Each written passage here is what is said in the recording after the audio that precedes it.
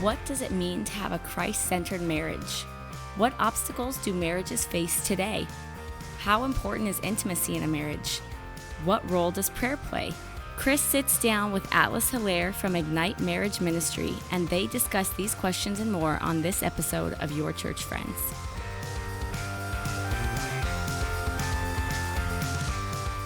All right, welcome to Your Church Friends podcast. I am Chris, and today I'm sitting here with a very special guest that we have, a new church friend or new church friend to the audience who's listening to our podcast, but not for me, a guy who I've known for almost 2 years now and has been really encouraging to me in my life and in my marriage. It's Mr. Atlas Helaire, and he is the Ignite marriage leader at our church, and he helps all the couples here go through their marriages. So as we were going through divorce and adultery and marriage stuff like that, I thought it would be cool if we had you on the podcast. So just fill in the audience about who you are. Thanks for having me, Chris. Again, my name is Atlas Helaire. I'm from Compton, California. Married my high school sweetheart, Shannon Helaire. We've now been married for 23 years, 23 and a half. We have 5 beautiful daughters, ages 23 all the way down to age 5. Actually, age 5. And so we've been dating since my junior year in high school. So you can kind of say we grew up together. And this marriage ministry was just birthed out of a lot of the trials and tribulations that we went through, especially once we got married. And so we figured the things that we went through would almost be worth everything that we went through if we can help somebody else to avoid some of the pitfalls that we've gone through. But it gives the pain a purpose, and that's something that I'm grateful for, the struggles that we did go through. So that's what Ignite Ministry was birthed out of, and it helps us to help other couples. And sometimes you go through things and you think, why am I going through this? Why me?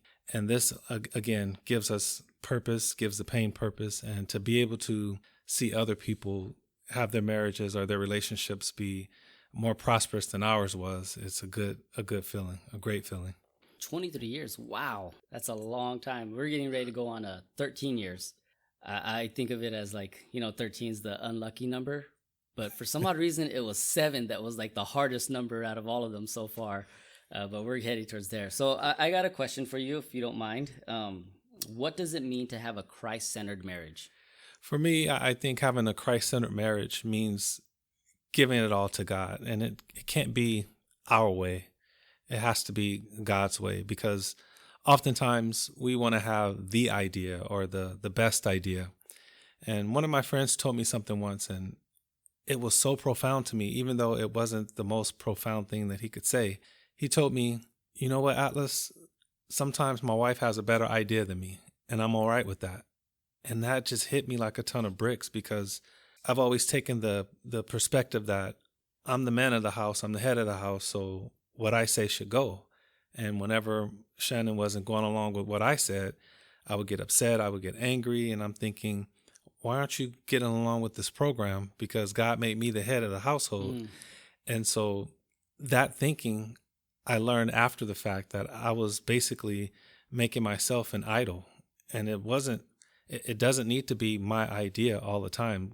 God blessed me with her for a reason. So having a Christ-centered marriage, I think, means that we have to be able to humble ourselves enough to be able to listen to God's voice. And as a man, to be able to listen to God tell us, hey, your wife has an excellent idea, go with it, because I gave her that idea. Having a Christ-centered marriage, I think also we have to be able to sacrifice our own selfish ambitions in order to make room for us to be a servant leader. I'm probably getting a little bit ahead of myself, but I think Ephesians 5 is the best description of what a marriage should be based upon. And one of those verses in chapter 5, Ephesians 5:21, Paul says, submitting yourselves one to another in the fear of God. And I think before we could get a Christ-centered marriage, that's where we have to start, when we submit to one another, because then it's not a matter of I'm right and you're wrong, but it's a matter of I want to do what's best for this marriage, and I want to do it the way that God wants us to do it. So that's my take on being a Christ-centered marriage. We have to be able to say that I'm not always right. And sometimes it's very difficult to do. We can be very prideful and not even realize that we're being prideful until we can take a step back and say, okay, I'm not always right. Christ can't be the center. That's a really good point. I like I've never thought of this, so it was really cool that you brought that up, that if I have to be right, I create myself as to be an idol. So I'm the idol in the relationship. And again, you're teaching me something as we sit here that I would have never put those two together, that, I elevate myself above her. And when I elevate myself above her, that makes me head or idol in that relationship. So that's really cool. And I think stepping back and not being right is all the time is a good thing. Yeah, I really do. We were driving back down from Yosemite, and I like driving, and Justine likes driving, but Justine's a sightseer when she drives. Mm-hmm. So she'll like look around and see what's going on and everything. And as we're going up mountains with small roads, that just freaks me out. But when we came back, I just had to trust it. Like, she's a good driver. She's a great driver. Never got a ticket. I don't think she's been in any real major accidents. So she's a great driver. I want control. Yes, I still want the steering wheel, and I have to learn to like let her at times take that steering wheel metaphorically and at that time literally. So I love that. That was a really cool point. What obstacles do marriages face today? I think a big problem with today, and I think it started like as we were kids, is we've become part of that microwave culture where we want everything now, we want everything instantly. And then when trials and tribulations come around, we want to quit. And I remember watching my folks. One of the reasons why my wife and I are still together today is because of the example that my mom and my dad gave, is that no matter how bad things got, I never heard my folks talk about divorce. My folks never put that out there as an option, especially not in front of the kids. And so when Shannon and I went through our first really tough bout, I was ready to walk out. In fact, we separated for the first year we got married. After 3 months, we separated because I felt like I can't handle this. This is not what I signed up for. And it just made me think, like, how in the world did my mom and my dad tough it out for so long? They had to have some of these same problems and some of these same issues. So I think the challenges that marriages face today is that people only see the good side of it. And people are not sitting down and counseling and talking to these couples and letting them know, like, it's not always going to be a bed of roses. It's not going to always be hunky-dory. It's not going to always be smiles and candy drops and so on and so forth. So when we do counseling or we do anything that involves Ignite Marriage Ministry, we try to get down to those things and talk about, I don't want to say the negative side of marriage, but the trials that you're going to face. Everybody goes through it. And I remember when we first got married, my problem was I base relationships off of what I saw on TV. So you see a sitcom, and they get into they have their trouble or they have their argument. And then after 30 minutes, everything is good and they're smiling and kissing at the end of the episode. And that's what I thought it was like. And nobody taught me, hey, after your first fight, you can't just run back home to mom and dad, or there's no place for you to go. You have to stay home and you have to work it out and fix it. So I think that's the biggest issue that couples face now, is that microwave or that instant attitude that if it's not right away, then I don't want to deal with this. I don't want to tough it out. And then you have a lot of the culture is about me. I want to be satisfied right now. Even the commercials, what is it? JG Wentworth, it's my money and I want it right now. Yes. That's the culture. And it's like your happiness, you don't worry about anybody else. You need to be happy regardless. And if that person is not making you happy, then you don't need to be with him. And nowadays, society is even teaching, like, you don't even need to be married. If you want to shack up with somebody, then that's fine. Do what you want to do. Like what is the term now? Do you? Mm-hmm. And I think that's a big part of the culture now. And when you contrast that or compare that to what the Bible says, we're not standing fast and hard on what God says, because sometimes it doesn't feel good. And nobody likes to suffer. Nobody likes to go through hard times. Nobody likes the tribulations unless you're a sadistic person. And so when these younger couples are going through these things, they're looking for that escape because it's not pleasant. Right. Yeah, it was almost kind of parallel to what me and Murdoch discussed on the previous episodes before this, the idea of like unmet expectations, or I'm giving myself an out before I get into it. And I like that you brought it up, that the obstacles I think we do face today in marriage is that divorce is so simple and it's so quick. And it, even like you said, I don't have to even be married to this person. I can just live with them. And I know all of that just makes it easier to leave once my needs aren't met. And I think that's where like expectations, and I'm kind of jumping into the next question, but that's what it is. Like our expectations, we go in there and I expect someone to be this. I expect, for females, the Prince Charming, or the knight in shining armor, and for the guy, like the damsel in distress type thing. And we expect these things. I do this, I do that. But really what that does is it throws everything into a turmoil, because your relationship isn't based off of you two growing together and connecting. It's based off of your philosophy or idea of another person. So you kind of pedestal them. So I really did like that. I had a few things, if you don't mind me jumping in with that too. Awesome. I think obstacles, children are definitely, you have 5 of them, right? You got 5 girls. Yes. And man, that's got to be an obstacle in itself. But for me, I know they are. We have children who they're under 10. So they always want our attention. They're always next to us. We just came back from vacation and we're at the lake, and we're doing this hike and like climbing up to see this waterfall. It's more like not a waterfall, just like water running down rocks at this point. And there's a couple, looked like a young couple sitting on top of the rocks. And Remy said, "Oh, I want to go up there where they're at." And I said, "Remy, you already ruined enough intimacy time between me and your mother. I don't need you doing that to somebody else." And she kind of looked at me like this, and Justine's just laughing.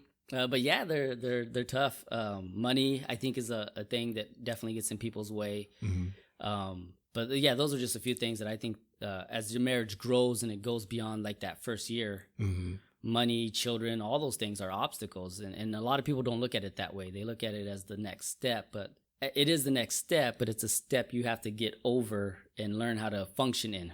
Yes. I think something else too that people don't understand is that we go into relationships expecting this person to make me whole or to make me complete. And then when that person, you mentioned putting people up on a pedestal, it's very easy to put someone up on a pedestal. And then when they don't meet our expectations, now all of a sudden, this person who we thought was the best person in the world ends up being almost our arch nemesis.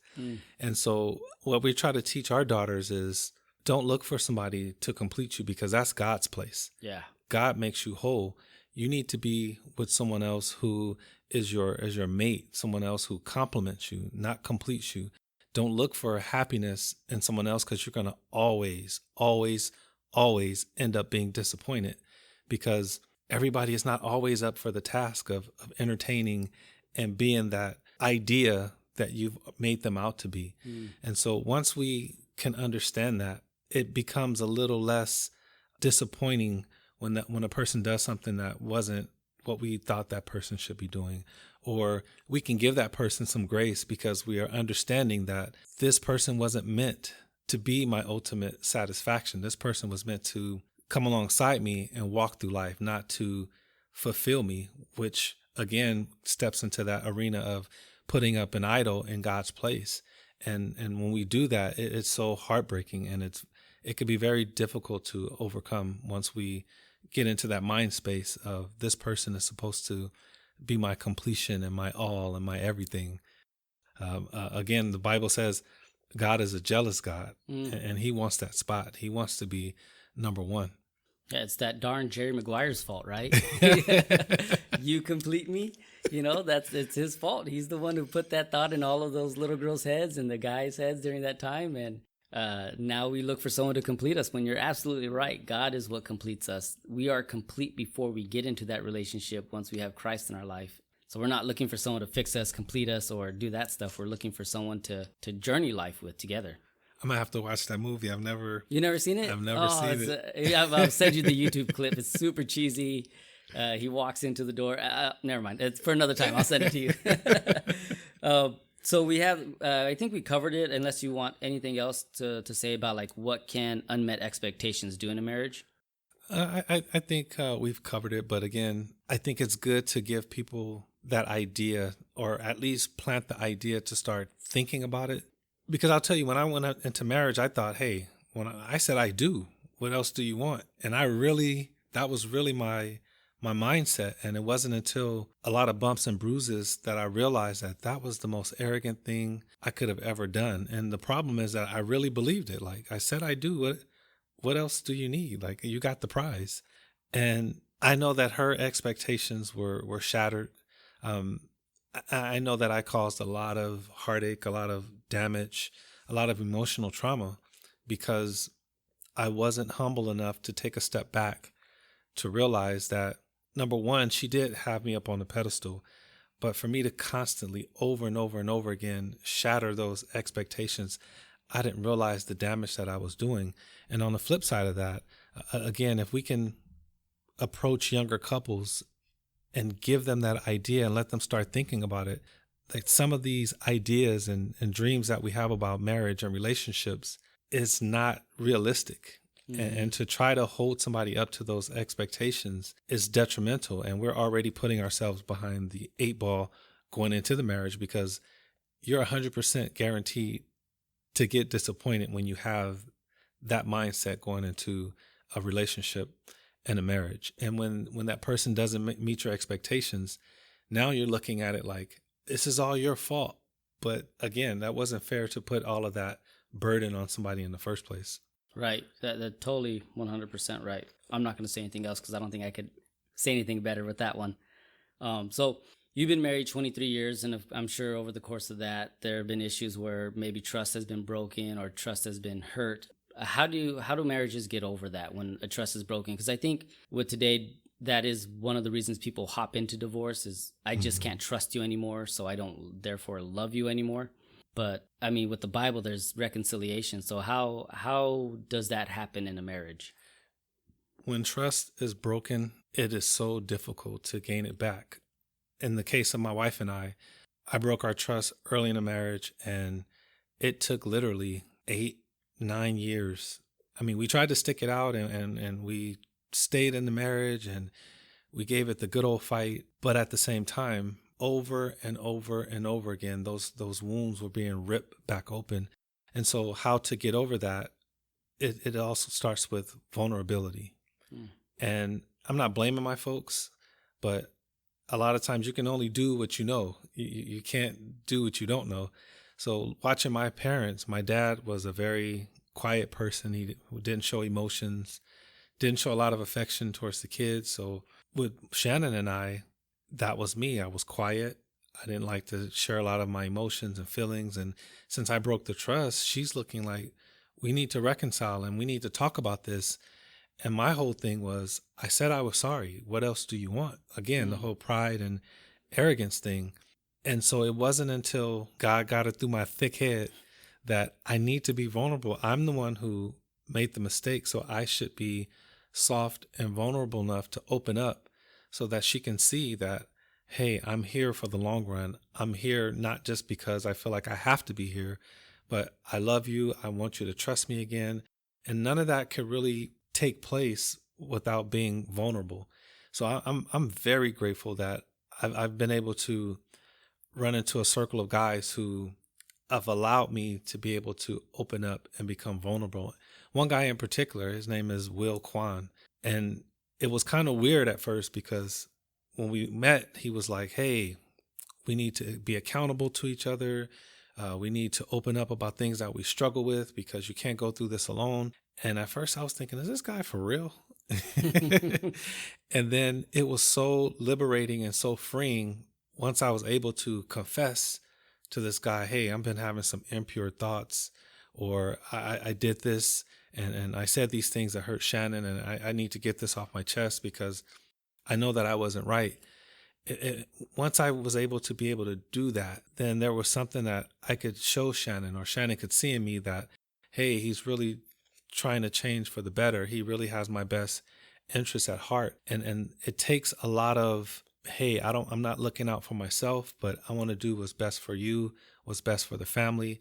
And without that vulnerability, without being able to to open up and be soft enough to make a connection, it is very, very difficult. I mean, we've been taught the man way is you be stern, you be tough, you don't show a lot of weakness, because weakness means that you can't handle the situation. And what that does for a woman is a complete turnoff. It sends up warning signals that this person is not going to help. This person is not going to help me emotionally get through this marriage or be a partner with me.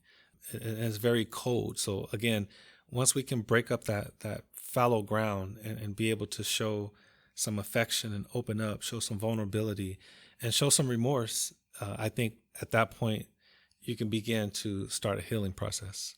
Yeah, I like that last point the most, that showing the remorse, because I mean, we kind of teach the kids, I'm sorry is just words. You know, if there's no action change, then you're really just saying it to get out of trouble or to move forward, but your actions are still going to repeat the same thing. And I like that idea that showing the remorse, the real kind of, I've done something, I've hurt you, I've hurt your feelings, is so beneficial and I think helpful in a marriage, because if there's no remorse shown, then I think that's where resentment on the other end builds up. I know personally speaking, like I said, our 7th year of marriage was, I mean, it was like 2020. Like if I could describe our 7th year of marriage, it's the year 2020 and just chaos, crazy. And yeah, I had my fault in it. She had her fault in it, but I think mainly there was a big fault on mine where trust was definitely broken. And if I didn't show remorse for what I did or even try to like do anything to redeem myself in a sense, she would still just be harboring the resentment and the bitterness and the anger that she has. And of course, like you said, after so long, it's still so hard. That was 7 years, almost 6 years, 5 years now of it. And yeah, there's still wounds on both of us from that year of our marriage where we struggled, that we both have these wounds. And one sentence, one phrase can trigger all the feelings, all the emotions, everything back instantly. So it's crazy. And trust is a big deal, I think, because again, this is someone you're doing something with the rest of your life. Like this is, if you're looking at it from the biblical perspective of commitment, this is my commitment to you, and we're going to do this until one of us goes. It's so hard to try to do that with someone you don't trust.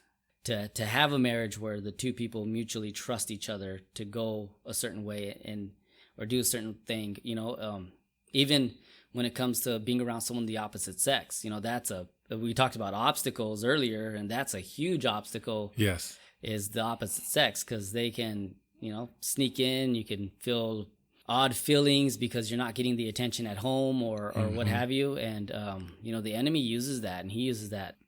Most definitely. And I'm glad you brought that up, because that's one of those things where in counseling, people considering marriage or long-term relationships, those are the conversations that need to be spoken of, instead of it being this taboo topic and nobody talks about it until after the fact. Well, after the fact, it's going to take way more effort to try to fix it. But if we approach it on the front end and say, hey, you're going to face temptations.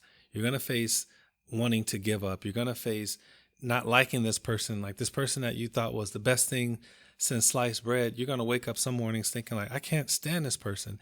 We need to understand that that's part of being human. It doesn't make us weird. It doesn't make us odd or this abomination because we have these thoughts and emotions. And I think if we could talk about those things before the marriage, then it helps us to prepare to say, hey, people said that this would happen. Now I'm not caught blindsided. Whereas when we keep everything a secret and then wait until after the fact, it's always easier to destroy something than it is to build it up. And if we come into the marriage prepared with, hey, these are some things, some obstacles you're going to face, then I think it helps us to be able to try to build up more so than make those decisions that are going to tear down. And one of the greatest things that God has done for me in my marriage is when I was able to get Shannon's trust back, because that is very devastating. You mentioned earlier that it's a sting when you're not being trusted. And again, talking about like the whole pride thing, I'm like, I'm putting in all of this effort. Why don't you trust me? Forgetting that it was my mistakes that caused this in the first place. But I was putting in all of this effort. In fact, I wrote a poem, and I don't have it memorized right now, but one of the one of the lines in the poem was saying basically that I spent years and years trying to rebuild, and this thing kept seeming like it was getting torn down over and over and over again. Well, it's because the reason why is because I wasn't being vulnerable, and I hadn't talked or opened up about the reasons why I made those bad choices, and so on and so forth. And so again, putting those things on the front end, having those conversations before we make this long-term commitment helps better equip us to make better choices, and to again, you're always going to have some kind of hurts, but those big major hurts can be avoided if we have these conversations ahead of time. A curveball question, because this wasn't on the ones I sent you. But before we get to that curveball question, I want to remind you and everyone listening to go check out our website, yourchurchfriends.rocks. That's right, .rocks, because we rocks. There you'll find a link to our online shop with our latest t-shirt designs, coffee mugs, fanny packs, and tote bags.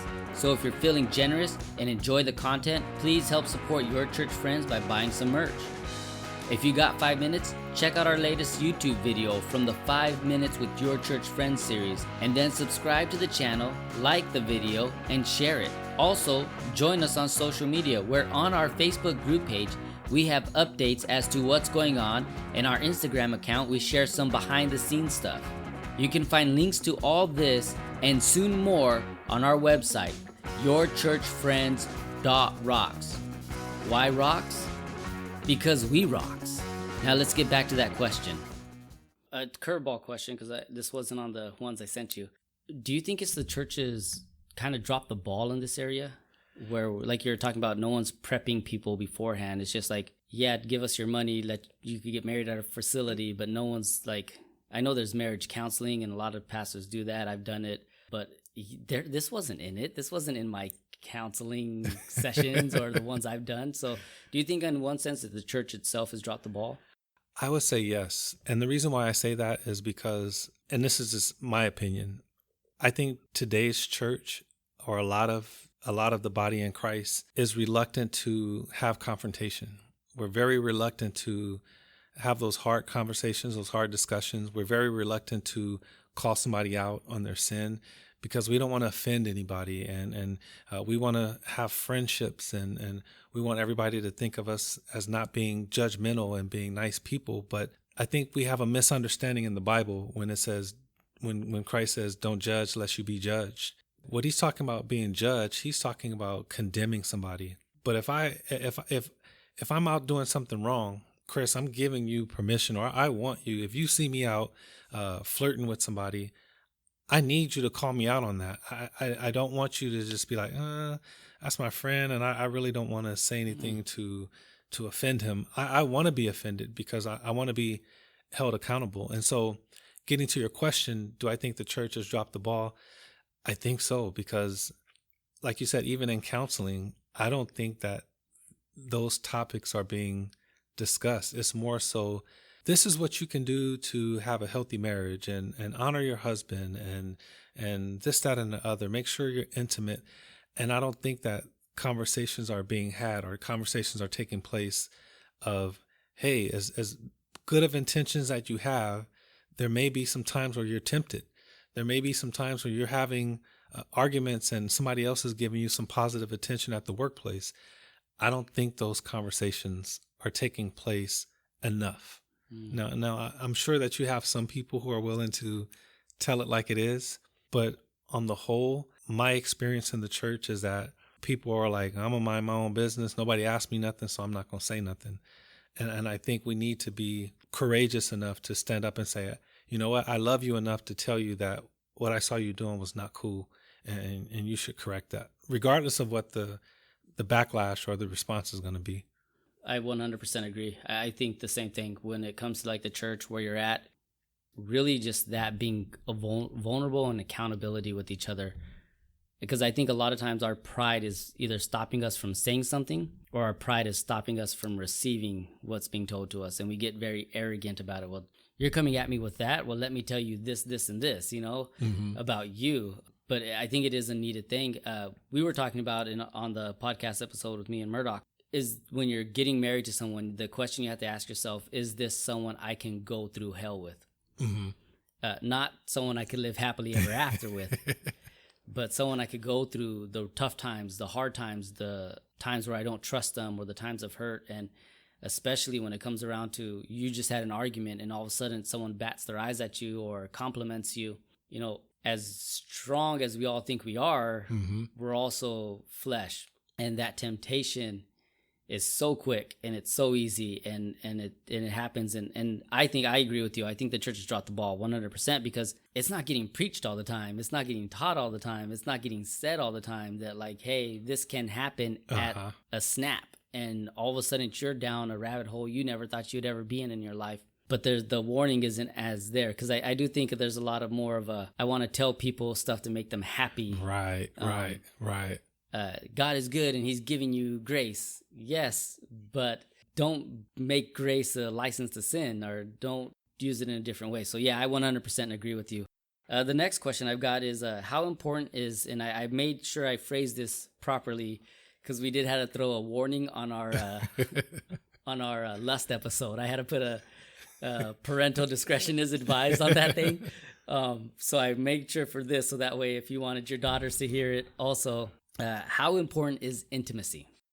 Me personally, intimacy is huge, and that's something that God has blessed us with. And that's another thing where I feel that no one talks about it, and it's such a taboo conversation. And it's not until we get into a crisis that we start talking about, oh, these are ways that you can fix your intimacy, or these are ways that you can enhance it, as opposed to coming into the relationship with tools to be able to understand that, okay, if intimacy is very important to this person, then these are the conversations that you need to be able to have, or these are some things that you need to understand about your spouse or your significant other going into the relationship. And I had a horrible combination of not being able to open up and be vulnerable, and this huge appetite for intimacy. Those two are a horrible combination. So here I would get frustrated, but then I wouldn't have the courage to tell my wife, hey, I want to be intimate, or I need to be intimate. And then I'm wondering why she's not getting with the program. And so I think those are things that we need to emphasize in order to take down people's guards so that they feel comfortable enough to have that conversation. I'm pretty sure that there are so many marriages where the couple has never even talked about, okay, what do you think is the right amount of intimacy, or what is your expectation of the intimacy in this relationship? Instead, again, we go in with this idea that it's taboo. I don't really want to say too much. And then when it gets bad, now we're having this all-out brawl about, well, you're not intimate enough with me. For me personally, I can't speak for everybody. And I know that probably men in general, intimacy is very important. A lot of people equate intimacy with being loved. Mm-hmm. And that was part of my thing. It was like, if she's not showing me any intimacy, then I feel like she doesn't love me. And what was the reason? What was the purpose for us getting married? And all of these horrible thoughts rushed to the forefront of my mind, when all I had to do was go and have a conversation with her or talk with her about it and go from there. So expecting somebody to be a certain way without having that conversation about expectations is a dangerous combination. Right. The other thing I think about it with it too, I mean, intimacy as in, our godly act together to procreate. But I mean, intimacy in itself is just like spending time together, being with each other, being around each other. Like for Justine, that to her, taking a walk together is intimacy. And that's us just talking, because it's without the distractions, it's without the noises. So I think on some level, it's important for everybody. It just depends on what the description of intimacy is with it. But I 100% agree. Having the conversation ahead of time. And I think that's the biggest problem I think marriages are facing, why they stop or why they end, is because the conversation never goes beyond, I'm angry. Yes. It's the, I'm mad at you and I don't want to talk to you, but it's not the let's keep arguing to a solution. And I think you guys said that in one of the Ignite things, and it blew my mind on like, yes, that's the idea. You argue to a solution. You don't just argue to win. It's not about winning. It's arguing for a solution. I need to get off my chest what's bothering me and what you're doing that's hurting me. And you need to do the same thing. And without the right amount of vulnerability, without the right amount of humility, all of that just, it crumbles under it because you can't hold it if you're prideful or you're not vulnerable. So I definitely think it is important for everybody. And it's just what's your caption next to intimacy. Yes. Is always the big thing. You know, for some people, it's just the holding hands, and that's the cool thing. And then it goes beyond that. But the conversations have to be had. And I think, again, whether it's here at church or at, that's why I loved Ignite. When we went to that one last year, I think it was in September sometime, or I can't remember, but the one day you guys had, it could have been our first year back. Everything's a blur to me now. But was it the Let Christ Use Your Canvas? I think, no. It was the one before that. Oh, okay. When we were downstairs in the fireside room. That one, just the whole openness and the vulnerability that you and Shannon had, and then just talking about that, and that you have to have a conversation. And then you guys gave the tools of here's the right way to have a conversation, you know, like, don't always use these terms or this and that. But it really opened up my eyes to understand, like, I have to say something, and not in my jerky, snarky, sarcastic, or little throw a jab out there comments that I like to do, but it has to be, you know, like, this is a real thing for me. And so I think it is really important. The next question, and I think this is probably one of the more important ones that I have here, is what role does prayer play in our marriage? Wow. We were just talking about this morning in our small group discussion, talking about how sometimes you don't realize how powerful prayer is because you might not be seeing the results right away. And I have to be completely honest. Oftentimes I feel that my prayer life is not the best. However, my wife and I have learned to pray for each other. I will say the trials and tribulations has brought about a spirit of, Lord, help me to be the best spouse or the best partner I can be for my wife or for my husband. And so the one thing that I'm getting some counseling right now out of this. The one thing I will say that I would love to develop better or further is our prayer together. Yeah. Sometimes I just need to stop what we're doing and grab her hand and say, hey, we're going to pray, or do you mind if I pray? And she's always receptive to that. And so I take full responsibility for that we need to pray more. But I think prayer is just a lifeline because that's our communication with God. That's our way to plead to God, to have a conversation with God, to let God know, like, this is what I'm going through. Not that he doesn't know what we're going through, but he wants us to come to him. And he's given us a beautiful tool to be able to open up. And the thing I love about prayer is that my prayer doesn't always have to be this elegant, poetic thing that I'm saying to God. Sometimes I just need to be like, Lord, I've had it, and I don't know how much more I could deal with this person. Sometimes it needs to be that. And that's why I love the Psalms, because David was just open and honest. He just put his feelings out there. Yeah. And then he would come back to, okay, Lord, I want your will to be done. Use me as you see fit. And sometimes that's what we have to do. And I'm sorry I keep repeating the same thing over and over again, but when we counsel with couples, we talk to them about that. Like, hey, sometimes you're not feeling this person. Sometimes you just can't stand this person. And that's okay. You need to be able to verbalize that, to say, I don't like you right now, instead of faking the funk. And we need to be able to do that with God. Like, Lord, I'm frustrated. And then God can honor that. Now that we've been open and honest with God, now he brings the solution, or he brings the remedy. And Shannon and I, we just had, about a week or so ago, we had an intense moment of fellowship. That's the best way I've ever heard it put. And it wasn't until we had a blow up that it was a moment where we were able to draw even closer.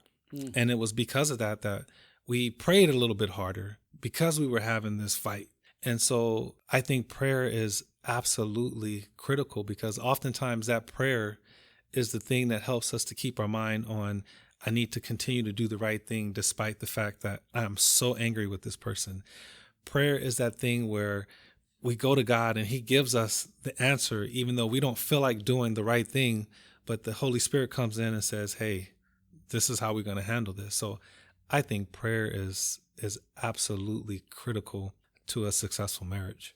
I think we still struggle. I know we still struggle with praying together. And even last week's message by Pastor Ken was on the righteous prayer. And I watched the Life Group Live, and I put in there in the comments, yeah, I think I need to be more intentional about praying with my family, with my wife. And I did it once after that. And I was like, dang, I'm still failing at that. But I agree 100% that praying together, if that's our connection to God, and as a body we're called to pray together, how much more important a husband and wife praying together is. Yes. And not just during the times of like, oh, what are we going to do about our finances? Let's pray about it. But the everyday, let's pray together thing. I don't remember who it was, but I remember it was during like a Kingdom Men. One of the guys in there said that him and his wife sometimes pray during sex. And I just like, I was, how, why, what does that thought ever, just the idea of it is so like, man, you're just a little more spiritual than I am.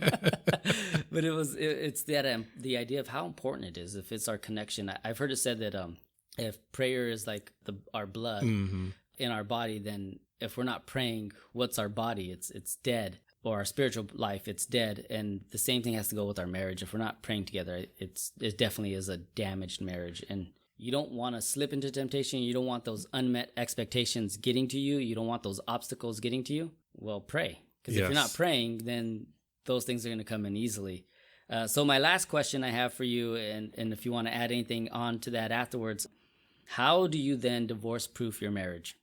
I was looking at that question when you texted it to me, and unfortunately, I don't think that there is a proof. And when I say that, I'm talking in our flesh and in our humanness, because humanness, that's not even a word.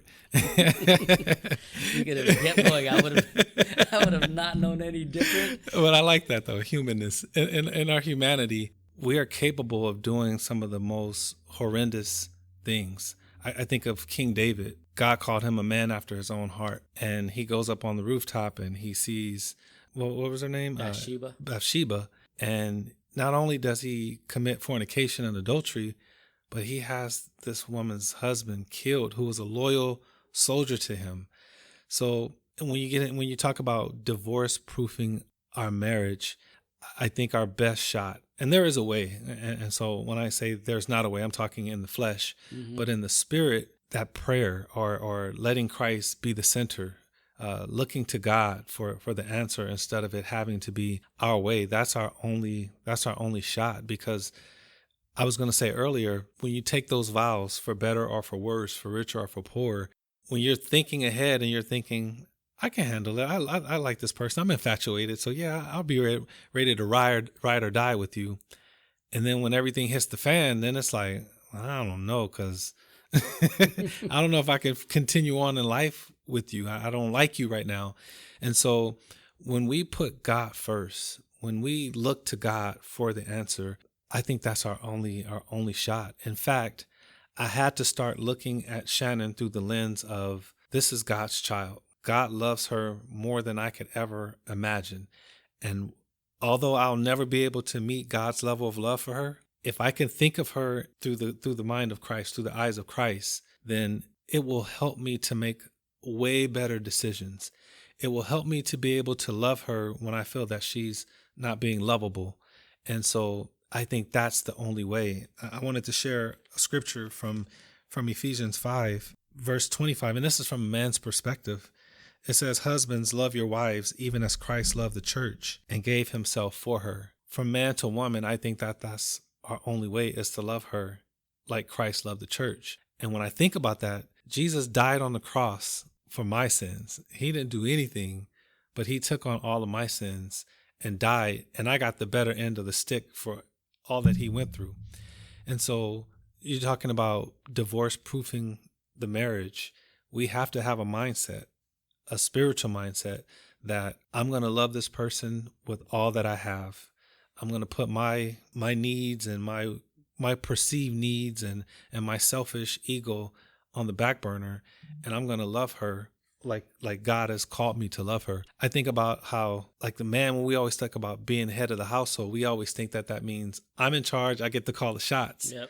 But when you're in charge, Christ said that the leader has to be the servant, and we don't think about that part. We kind of ignore that part of the Bible. And so when we take on the servant leadership frame of mind, I think that puts us at a point where, just like taking care of our kids will never, ever not be our kids anymore. And no matter how much our kids mess up, not saying that our wives are messing up, but no matter how much our kids mess up, we always want to come back and try to provide for them and try to provide leadership, guidance, or take care of whatever they need to taken care of until they're old enough to be able to take care of themselves. So divorce-proofing the marriage for a man, loving your wife like Christ loved the church, because Christ has all the justification in the world to cast us out, but instead he loved us to death. And then for a woman, I think that's and it's a bad word in our society now, but that submitting to your husbands in the Lord, I think that's the only way, because otherwise, like, you have these movements like women's lib, and nowadays women have this attitude of, I don't need a man, and a man can't tell me anything. What is that physics? Two things can't occupy the same space at the same time. We can't both be the head of the household. And so your earlier question, Christ has to be the center. And when we see it through his eyes, and when we see it through the Spirit, we can forgive, we can have grace, we can let go of those temptations to try to get even, or wanting to have the last word, et cetera, et cetera, et cetera. I'm glad you pulled that up, the Ephesians, because I was getting it on my phone real quick, just from the guy's perspective of how do you keep your marriage divorce-proofed. And Paul writes in there, the continuing verse, just like Christ loved the church and gave himself up for her to make her holy. I circled holy. I have a Bible that I'm reading, going through right now, and I'm going to give it to Reed when he's old enough. I have another one that I'm giving to Remy. Nice. And I'm making marks, and I'm writing in there all these thoughts, and I circled that, and I put, make your wife holy, make her set apart. She has to be set apart in your eyes.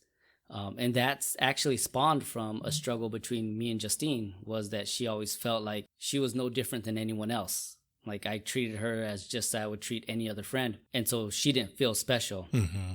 And when I read that, I was like, that's the concept, set apart, holy, that in your eyes, this person is set apart above everybody else. And I think that could go far beyond just the man. I think it could go for the wife too, that like, if your spouse isn't set apart, if they're not pedestaled where they're idols, but you keep them set apart, that no one else around them can touch them, but you understand they're not perfect. Precious. Yes. That can help keep the relationship going, because even though you're mad at that set apart thing, just like God was mad at the children of Israel who was set apart, it doesn't mean that the relationship ends. I love the way you put that. I'll keep hitting the mic. Sorry about that. I love the way you put that, because that's something that I've struggled with. And I told Shannon too, I confessed to her, like, I need you to help me to be able to love you the way you need to be loved, because sometimes I feel like I'm at a dead end where I don't know how to make you feel special, but I do long, and I long for that. I want her to feel like she is the queen in my life. I want her to feel separated or different, like I'm not just treating her like anybody else. I don't want her to just feel that, yeah, I'm respectful. I want her to feel that I've gone out of my way. And so that's something that I pray about. Like, Lord, teach me how to make her feel special. And sometimes with this life that we live, it can be exhausting. Life is at such a fast pace that when we get home, we just want to sit down on the couch and catch up or catch our breath. I want to know her. You're talking about intimacy, not necessarily being physical. I want to be so intimate with her that I know, man, if I just say this, that's going to make her day. If I go pick up this card because it had a shape of a heart, and I know that hearts are her thing, I want to be in tune with her like that. And I feel like we're at a point in our life, and sorry if I'm going left field, but I feel like we're at a point in our life right now where I need to relearn Shannon. We go through these phases where we get to a certain point, and then life kind of changes because of where we are age-wise, where our kids are, career. And then we go through this shift. And I feel like when we get to those spots, we have to kind of relearn each other again. Mm-hmm. And we're in one of those phases right now. And so I'm praying and I'm trying to figure out, Lord, help me to be what she needs me to be at this point in our life, because I want her to feel precious. I want her to feel special and not just like she's just any other woman in my life that I'm being respectful to. Yeah, I think that's a lot of great stuff. And I think that's a really good way to wrap up with a warning or putting it out there to people that you do at times need to relearn your spouse. That as people, if you're constantly evolving and changing, your opinions change, how you respond to things change. And I agree, me and Justine are kind of going through the same thing. We had a conversation where it was, hey, we're not clicking. Mm-hmm. And she's like, well, you did this. And I was like, no, I used to do that. I'm this way now. Oh, and I did the same thing. I was like, well, you were like this. And she's like, no, I used to do that. I'm this way now. I'm like, oh, we need to talk more because we need to relearn each other. And I think that's an important thing and I believe a great way to end it. Yes. Is to put that out there that just because you're married to someone for 5 years doesn't mean you know them. Right. They're going to change. They're going to become someone different. Mindsets are going to change. But the beauty of marriage is that you get to relearn a person over and over and over again, and how they change, their quirks, their personalities and everything. And I think that's the fun part of it. It's the struggle, but it's the fun part is that my fear, and I think everyone's fear, is that like you get old and you're sitting there and you're like, well, I've told you everything about me. What do we do now? Like the kids are gone. What do we do now? You know? Yes. But the beauty of it is that we do constantly change and evolve. That allows us to relearn each other over and over again. And it's like reading our Bible. Uh-huh. Every time I read it, I get something different. So that's all I got. Unless you want to add something. If you don't mind, I want to put in a shameless plug. Oh, go for it. Yes. Yeah, you should have told me earlier. You could have did it out the gate. Shannon and I are working on some things for Ignite Ministry. We put out some teasers on Facebook. Shannon put out a post asking people what are some of the things that they're kind of dealing with through this COVID thing that's bringing on challenges in the marriage. So working on something behind the scenes, and pretty soon, in a couple weeks or so, we're going to come out with something to get everybody involved, or it might be in the form of Zoom, or we haven't really narrowed down the medium that we're going to use, but stay tuned for some Ignite things coming down the pipe. And if they wanted to follow you guys you guys have an Ignite group page? Yes, we do. Ignite the Marriage, and that's on both Facebook and Instagram. Okay, cool. And that way people can follow along, and whoever listens to this can join in on that route. Awesome. So thank you for coming on. My pleasure. Thank you for having me. I really appreciate it. And Shannon, thank you for letting Atlas come and have a conversation with me for about almost an hour now. Yes. So thank you, Shannon, and your wonderful daughters who, I work with Jordan in Belong, and she's just, man, God's using her in a big way right now. So you're doing a fantastic job as a parent, in my opinion, and as a husband, and coming back to Calvary for me and Justine, seeing you and Shannon, because you guys parallel our personalities so much. You have been a mentor to me, and you don't even know it. Oh, bless you. So I wanted to let you know that here on the podcast. So that's it for us. I am Chris. And I am Atlas. We are your church friends. Thank you for listening.